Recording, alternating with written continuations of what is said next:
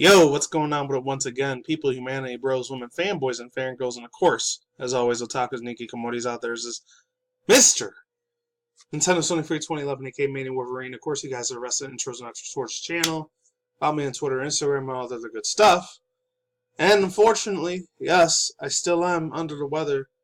Well, I completely got over the sickness, but I think at this point it's just my throat pretty much is suffering through allergies because I'm not spitting out green gunk and shit anymore like I was. So I should be better at this point, but for some reason my throat still itches really bad. So I'm really hoping to God it's nothing permanent because I'm gonna give myself to about Tuesday, and if I'm still coughing really badly, by then I'm probably gonna get myself checked into not to like the hospital, probably just to the quick care clinic or something.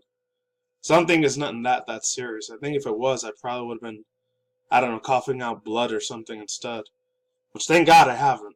Anyways, enough about me. That's not what you guys came here to see or hear about. Hear what I wanted to talk about.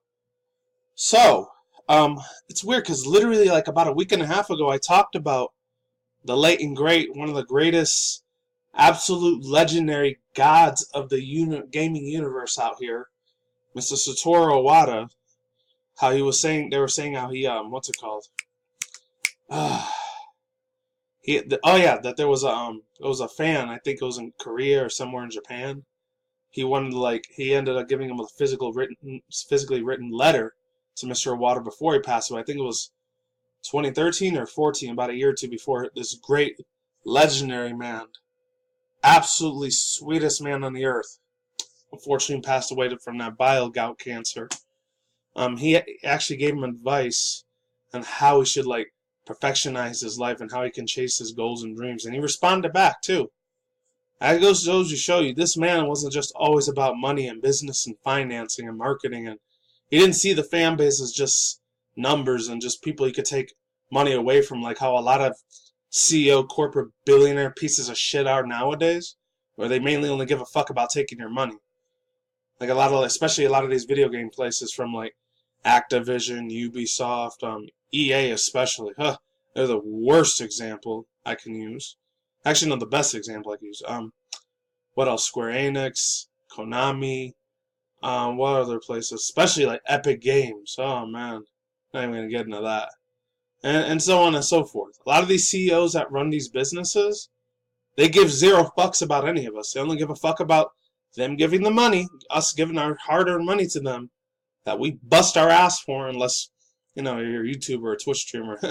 You're not really busting your ass for nothing. You pretty much have an easy life. I'm talking about like a real life, physically demanding job for all of us out here, like how I do at my hotel casino thing. Anyways, let's begin. So this one says, Iwata asked Sakurai to make Super Smash Bros. Ultimate before his passing.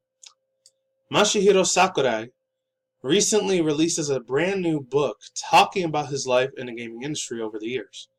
In the book, it was revealed that before his passing, Satoru Iwata had asked Sakurai if he could work on Super Smash Bros. Ultimate for the Nintendo Switch.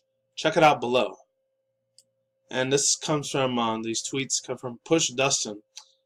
Thank you again, Mr. Iwata. And this one also says, Push Dustin again. Sakurai again states that a Super Smash Bros. Ultimate project plan was finalized in the same day as the final Smash broadcast, 12/16/2015. Speaking on the DLC characters for Smash Bros. 4, Sakurai stated that they're asking for money for the fighters, they push themselves harder. It is nice to see that the reason we have a Super Smash Bros. Entry on Nintendo Switch so soon is because of Iwata, which is why many fans have been very thankful to him. It was also confirmed that the plans for Super Smash Bros. Ultimate's roster were finalized in the days of the final Smash Bros. Broadcast, which took place on December 16, 2015. What do you think? Let us know in the comments below. Well, once again, overall thoughts, views, and opinions. Hold on, let me get a drink. I feel like personally, this man was literally like a saint, man, absolute saint. For like, oh man, he catered to the fans so much. It's like he literally almost treated his fan base like we were his second family in a way. Which I know it's going a little bit like I'm giving the man way too much credit, but I don't know. Granted, I never got to meet the dude before he died. I could tell from the way he expressed a lot of his like not his speeches. Well, a lot of them were speeches from Nintendo and like at the E3 conventions that he went to and all these video gaming conventions that he would go to and all that stuff. Like I could tell the way he talked. He had a little bit of a stern, stereotypical Asian Japanese sort of like business persona to him. No offense to anyone that's Japanese that works as a business person, but that's just the vibe I get from someone. That's all. I feel like he truly actually cared about his fans when he was talking about gaming. It's so rare to see that nowadays, man. There's not very many CEO billionaires like how Satoru Iwata was, man. A lot of them are greedy scumbag pieces of shit that do one of two things. They're like fucking the customer over, and a lot of them, the only way they mainly get a lot of their power from is through, unfortunately, Satanism and shit. Like, Rockefeller, Rothschild, Bilderberg, Illuminati shit. That's the only reason why they have all this money and power and so much influence over people, It's pretty fucking sad, but it's true. I mean, I'm hoping Satoru Iwata wasn't, worshiping the devil or anything like that. I hope to God he wasn't. Truly hope that he wasn't doing that behind closed doors. But anyways, yeah, that's all I gotta say for now. Sakurai, I'm not sure if this man is still gonna keep doing Smashbros games after this game. If he said last year, because I remember last year, I think he was saying that this is literally gonna be the last Smash Bros game ever, and that's it. So if this is the final game, it was a good run while it lasted, Oh, and also, yeah, I don't know. I know I've been hearing a lot of news about the whole Joker dude or whatever from Persona 5. I decided not to talk about any of that type of news because I've never played any of the Persona games, number one. Number two, I never really had an interest for them in the first place. So yeah, there's that. And no offense if you're a Persona fan, I listened to a lot of the music. I know they got in trouble last week with that whole thing because, the bullshit fucking feminist garbage ass article site, which was Kotaku UK. One of the article people, which was Laura K. Dale, which sucked, because I used to follow her a lot on Twitter, which I don't anymore, said that, oh, they said the word retarded in the song. No, they fucking didn't, you dumb fuck. Seriously. They said, just fucking kill yourself, I swear to God. SJWs, they all just need to burn in a pit of hell, I swear. Anyways, Pokemon Fiesta and Pokemon Go Week in South Korea. I thought this was going to be like, I haven't talked about anything Pokemon Go related in like, I think 2 months, I think. It was either January or February. Anyways, yeah. I thought this was going to be the Go Fest for the Asia Pacific area. Instead of it being, typically Japan. I still think it's still going to be Japan. So, unfortunately, this isn't a Go Fest, which sucks. Because I know they're still going to be doing it over here in the United States in Chicago. And then they're going to do it again over there in Dortmund, Germany, in Europe. But we still don't know the one in Asia yet. I thought this was going to be the one in Asia, South Korea. That would have been cool. So it says this article is roughly being translated at work. As there is no English announcement for Pokemon Festa and Pokemon Go Week in South Korea, do not take these details as law until there is more information. This serves only as a rough outline of the event as we know it. Here's the link to the official Pokemon Festa announcement from Pokemon Korea. So you guys could click on that one if you want. This event will be held at the Starfield Hanam store and Coex Mall in South Korea from May 3rd to May 12th. Also, like 10 days. 3rd to 12th. Oh, okay, so it's around that time. Alright. Features of the event include a pop-up store, a Pikachu parade, a Pikachu photo ops. These events will be live as follows. Pop-up store, Pikachu parade, Pikachu photo, Detective Pikachu photo op. Main series bonuses.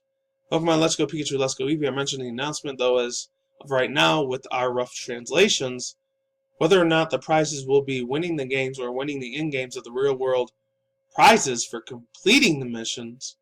Korea has also had many in-game distributions in the past, so it is not too much of a stretch to wonder if there will be a special distribution. Pokemon Go Week. Pokemon Go bonuses May 4th, May 6th. Pokemon spawns rates will be boosted all across South Korea. All the actual event areas, Starfield, Hanam, and Coex Mall. Players will be able to find all the regional Pokemon Corsola, unknown spawns, and boosted Whalemore and Combi. Oh, and then I also heard some rumors that a shiny Combi might end up happening. Hopefully the shiny Combi ends up always being female, because if it ends up being just a male Combi shiny, it will never fucking evolve. And that's gonna suck. Apologies. Anyways, final notices. Hope I didn't scare you with that cough.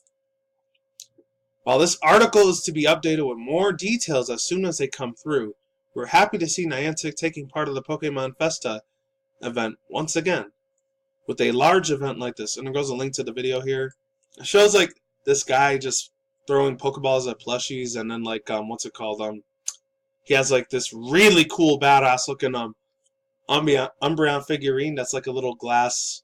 You know those little things where you shake it and there's like water inside and there's sparkles everywhere? It's like a little glass sparkle figurine and there's Umbreon in it. It's really fucking cool.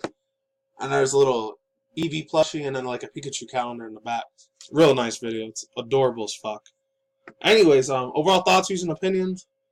It's a little disappointing that this wasn't the Go Fest for the Asia Pacific region. It would have been cool to finally get something besides, oh, Japan all the time.